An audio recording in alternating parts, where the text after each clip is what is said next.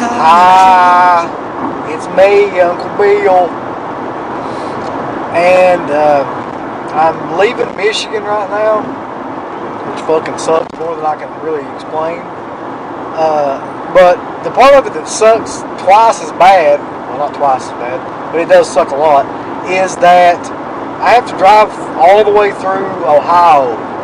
And so in an effort to keep myself sane, I've decided to try to document some of this stuff because I've got 175 miles to drive through this. Look at this shit. Ain't nothing.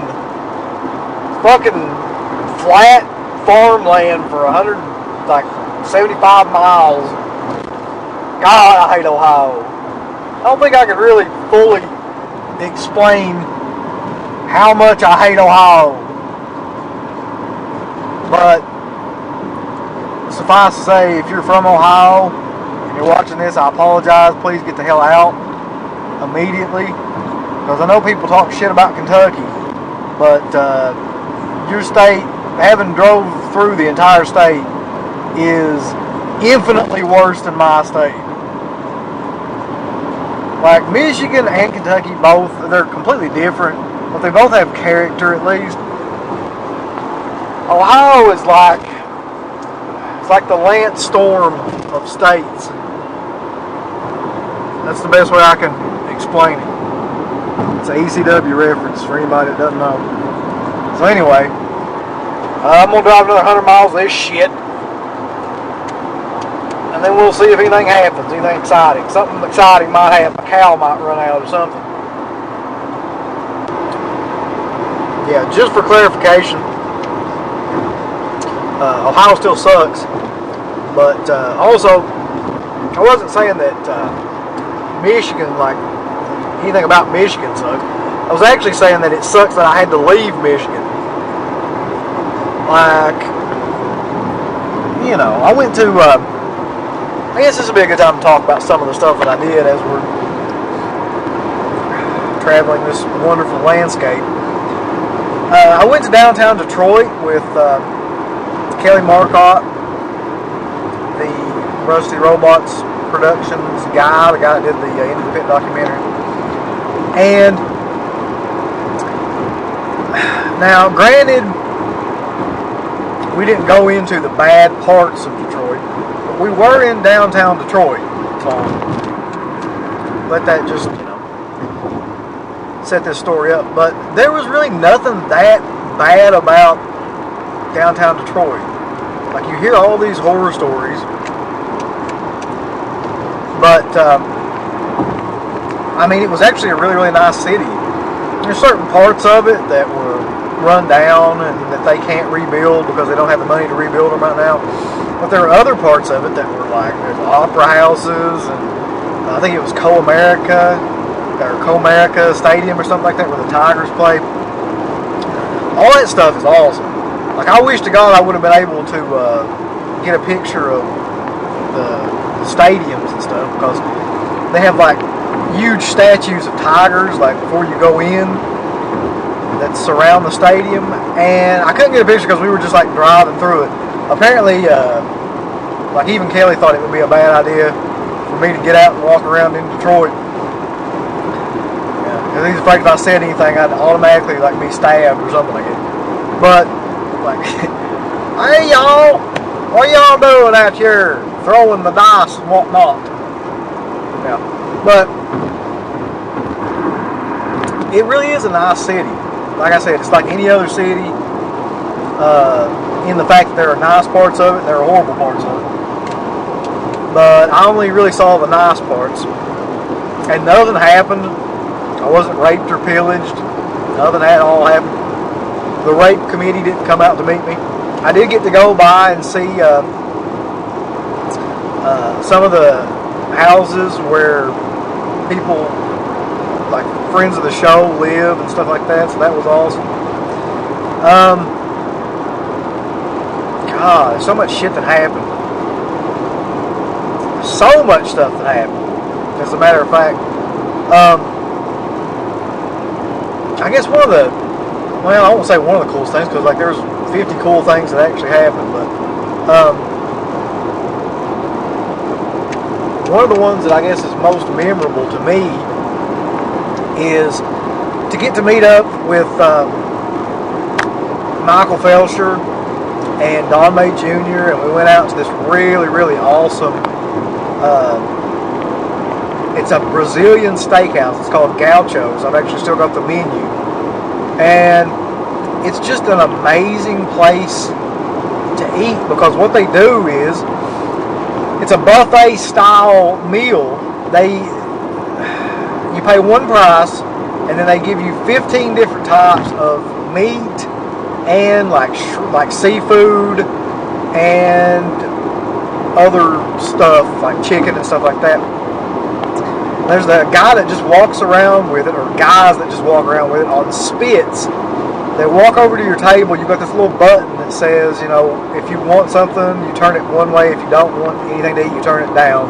And if they see that button up, they come around to your table with this meat on these spits, and they cut it off into your plate. And it's just like a constant parade of these waiters. Like there's probably 15 different waiters that just walk around to your table, and you choose like whatever you want. You're like, okay, I'll have some of that. You're like, if they bring shrimp, you're like, I'll have 2 or 3 shrimp. You know, chicken, I'll have some of the chicken. Whatever it is, you know, they bring. And oh my fucking lord, like you wouldn't believe. And they got like 2 different spits. They got medium rare and well done. So it's like you wouldn't believe how good that shit is either. It's like it's like filet mignon and prime rib and bottom roast and like the best cuts of meat you can imagine. And I was literally in heaven. I mean, the whole thing was awesome. And I mean, Felsher, Slippy, and Slipster and Don, they couldn't have been any nicer. And really great dinner. And then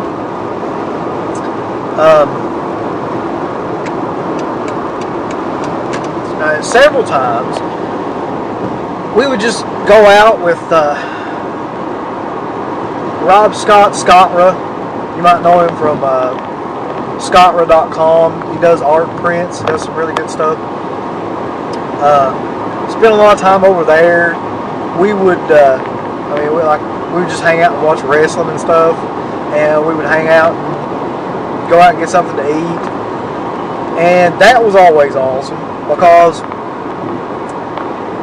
like, I don't know. Sometimes, like, you get one, like the guy, I don't know how to say this, but like the guy that's really into horror stuff usually is like the only person in their family that's into any kind of like genre stuff or like, you know, cultish kind of stuff. But in that sense, in the sense of Rob's family, like, you know, his wife, their son is like absolutely amazingly cool. And they're all into shit like wrestling, and so it was like one of the most comfortable experiences because you don't have to worry about appearing to be a big dork or anything. Because I am a big dork. There's no denying that. But at least I didn't have to worry about trying to hide it. You know, trying to make conversation about, you know, floor tile, and, you know, the apartment you had when you got out of college, and all the shit that people try to make conversation about when they just met each other. In this case, at least I could talk about the shit that I really, really like to talk about. So we spent, I mean, there was several days that we actually went down there. And the other big thing that I can remember, and this was fucking awesome, because I'm going to tell you that going into it, I had no earthly idea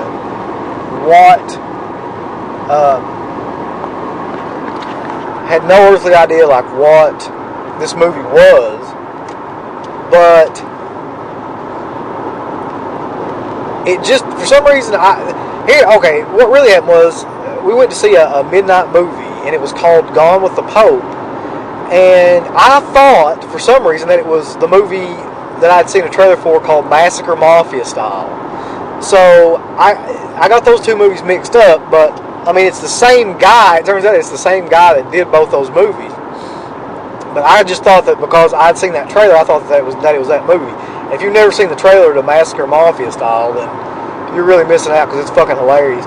So we went in to see Gone with the Pope, and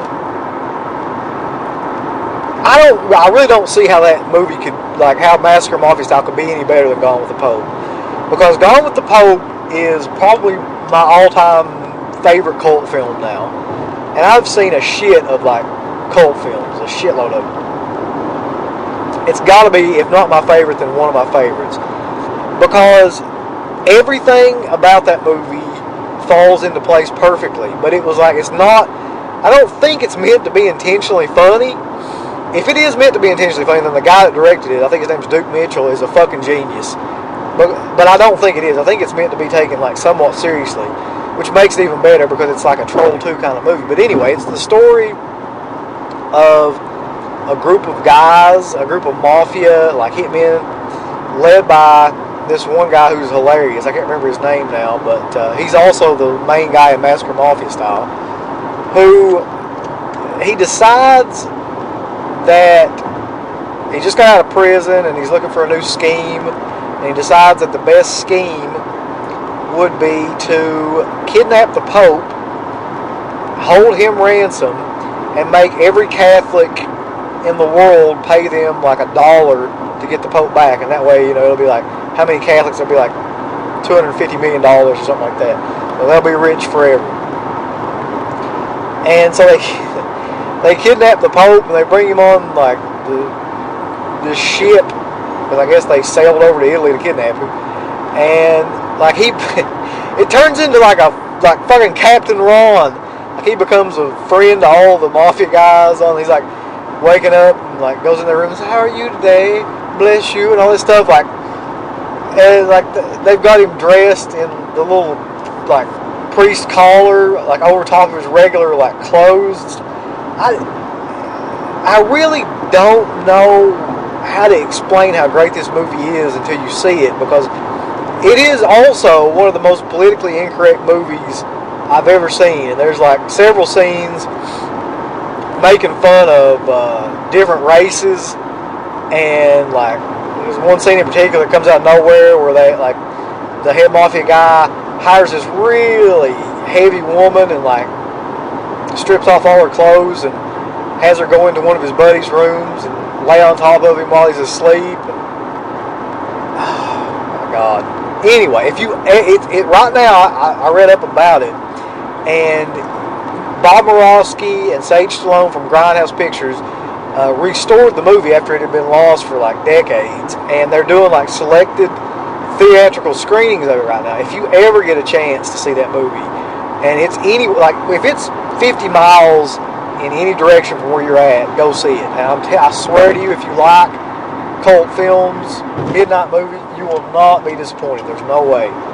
So go see that. I think that Grindhouse might be putting it out on DVD, but I don't even know. So definitely got to check that out.